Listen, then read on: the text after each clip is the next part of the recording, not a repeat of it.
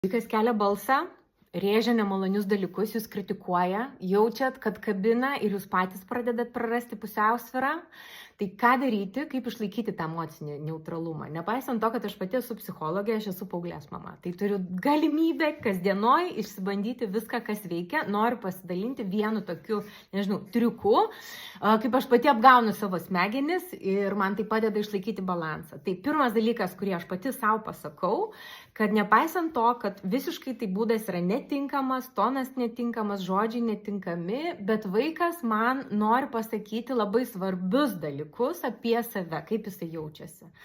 Ar jaučiate tokį skirtumą, ar ne, mąstyme, kad vaikas kalba apie mane ir vaikas kalba apie save? Man tai yra game changeris. Ir aš manau, kad mūsų smegenys taip veikia.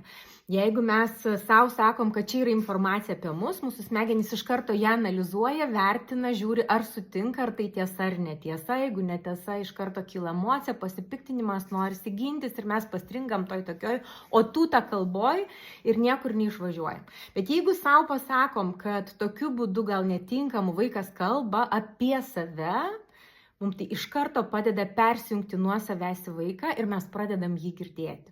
Tai kaip dar geriau išgirsti savo vaiką, kaip dar labiau jį atrakinti ir kaip konfliktą paversti tokiu konstruktyviu pasikalbėjimu ir sprendimais, pasidalinsiu kitam video.